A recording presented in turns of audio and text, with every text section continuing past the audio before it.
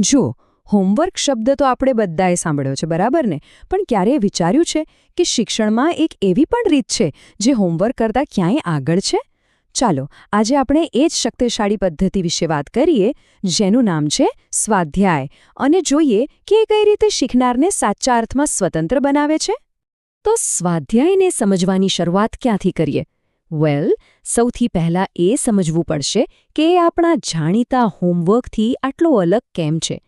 કારણ કે સાચું કહું તો આ માત્ર બે અલગ શબ્દો નથી, પણ ભણતરને જોવાનો આખો દૃષ્ટિકોણ જ બદલી નાખે છે. તો ચાલો આ બંનેને બાજુ-બાજુમાં મૂકીને જોઈએ. તફાવત એકદમ સ્પષ્ટ દેખાશે. હોમવર્ક એ સામાન્ય રીતે ઘરે કરવાનું કામ છે. એનો વ્યાપ પણ આમ જુઓ તો મર્યાદિત હોય છે. પણ સ્વાધ્યાય એ તો ગમે ત્યાં થઈ શકે, ક્લાસરૂમમાં, લાઇબ્રેરીમાં, ગાર્ડનમાં બેસીને પણ. પણ ખરો ફરક એના સ્વરૂપમાં છે.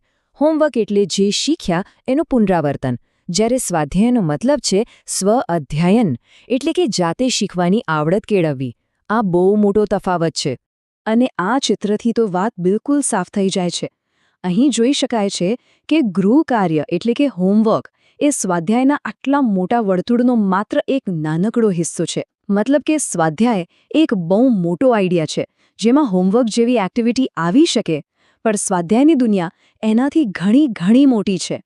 તો સવાલ એ છે કે સ્વાધ્યાય પાછળનો મૂળ વિચાર છે શું? એ કઈ ફિલોસોફી પર ટકેલો છે? કારણ કે સ્વાધ્યાય માત્ર એક ટાસ્ક નથી, પણ શીખવાની એક આખી વિચારધારા છે. અને પાછળની ફિલોસોફી ખરેખર બહુ સુંદર છે. વિચાર કરો, શિક્ષક કોઈને જ્ઞાનની નદી સુધી તો લઈ જઈ શકે, પણ પાણી તો જાતે જ પીવું પડે ને. સાચું જ્ઞાન ક્યારે સ્વપ્રયત્ન વગર મળી જ ન શકે. એટલે જ્યારે શિક્ષકનું માર્ગદર્શન અને વિદ્યાર્થીનો પોતાનો પ્રયત્ન આ બંને ભેગા થાય, ત્યારે જ સાચા જ્ઞાનનો જન્મ થાય છે. આના પરથી એક વાત સ્પષ્ટ થાય છે કે સ્વાધ્યાયનો હેતુ માત્ર સાચા જવાબો શોધવાનો બિલકુલ નથી. એનો અસલી મકસદ તો શીખનારને સ્વતંત્ર બનાવવાનો છે, જેથી તે પોતાની રીતે શીખી શકે, પોતાની સમસ્યાઓ જાતે ઉકેલી શકે. ટૂંકમાં આ એવી પ્રવૃત્તિ છે જે જ્ઞાન તો આપે જ છે, પણ સાથે આત્મનિર્ભરતાનો પાઠ પણ શીખવે છે. ઓકે, તો આપણે એ તો સમજ્યા કે સ્વાધ્યાય શા માટે જરૂરી છે. પણ હવે વાત આવે છે કેવી રીતે. એટલે કે વ્યવહારમાં આ આખી પ્રોસેસ કામ કઈ રીતે કરે છે. ચાલો હવે એના અમલીકરણ પર એક નજર કરીએ. આખી પ્રક્રિયાના મુખ્યત્વે 4 પગથિયાં છે. પહેલું, કુશળ રચના, એટલે કે ખૂબ વિચારપૂર્વક, કાળજીથી તૈયાર કરેલા પ્રશ્નો. બીજું, બને તેટલું ઓછું માર્ગદર્શન. કેમ? જેથી શીખનાર પોતે જ મથામણ કરે, પ્રયત્ન કરે. ત્રીજું, અને આ બહુ મહત્વનું છે, સીધા જવાબો નહીં, પણ એવા સવાલો જે વિચારવા પર મજબૂર કરી દે. અને છેલ્લે ચોથું, સરળ મૂલ્યાંકન. એવું મૂલ્યાંકન જે માત્ર માર્ક્સ પર નહીં, પણ શીખવાની આખી જર્ની પર ફોકસ કરે. અને એક વાત ખાસ યાદ રાખવા જેવી છે, સારો સ્વાધ્યાય ક્યારેય માત્ર પાઠ્યપુસ્તક પૂરતો સીમિત નથી હોતો. ના, એમાં હંમેશા કંઈક નવું હોય છે, કંઈક વૈવિધ્ય હોય છે. એ ગ્રુપમાં ચર્ચા કરવા માટે પ્રોત્સાહન આપે છે, અને સૌથી અગત્યનું, એ શીખેલી વાતોને વાસ્તવિક દુનિયા સાથે જોડે છે. સ્વાધ્યાયની અસર છે ને, એ બેવડી હોય છે. એક તરફ એ ભણતર માટે જરૂરી સ્કિલ્સ ડેવલપ કરે છે, તો બીજી બાજુ એ વ્યક્તિના ચારિત્ર્યનું પણ ઘડતર કરે છે. ચાલો આ બંને પાસાને થોડા ઊંડાણપૂર્વક સમજીએ.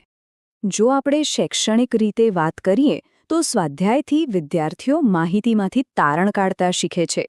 તેમનામાં વાંચન અને સર્જન જેવી અનેક કળાઓ વિકસે છે. તેઓ જુદા જુદા વિષયોને એકબીજા સાથે જોડીને સમજતા થાય છે. અને સૌથી મહત્વનું, તેઓ કરીને શીખે છે. એ લર્નિંગ બાય ડુઇંગનો પાવરફુલ કોન્સેપ્ટ છે. પણ વાત અહીં માત્ર ભણતરની જ નથી. સ્વાધ્યાયથી તો સ્વાવલંબન અને આત્મવિશ્વાસ જેવા જીવનના મોટા પાઠ પણ શીખવા મળે છે.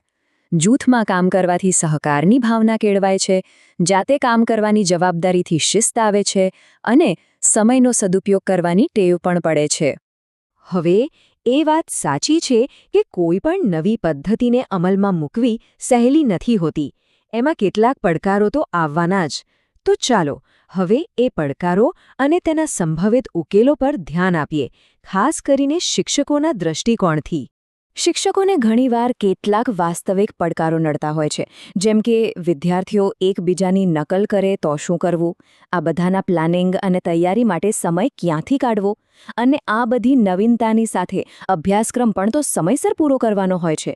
આ બધી જ ચિંતાઓ એકદમ વ્યાજબી છે. તો આ પડકારોનો જવાબ શું? જવાબ આ બ્લૂપ્રિન્ટમાં છુપાયેલો છે. આ એક એવી ચક્રીય પ્રક્રિયા છે જે શિક્ષકોને મદદરૂપ થાય છે. તેની શરૂઆત એકદમ સ્પષ્ટ હેતુથી થાય છે. પછી આવે છે વિદ્યાર્થીઓની માનસિક તૈયારી, પડકારરૂપ વિવિધતા અને જૂથ ચર્ચા માટે ખુલ્લું વાતાવરણ.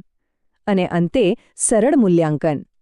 આ ચક્ર સતત ફરતું રહે છે અને શીખવાની પ્રક્રિયાને હંમેશા જીવંત રાખે છે. તો આ આખી વાતનો સાર શું છે? અંતમાં બસ આ એક વાક્ય યાદ રાખવા જેવું છે કે સ્વાધ્યાય એ માત્ર સોંપેલું કાર્ય નથી. એ તો એક સ્વતંત્ર વિચારક બનાવવાની પ્રક્રિયા છે. અને આ જ તો આખી પદ્ધતિનું મૂળ હેતુ છે, નહીં?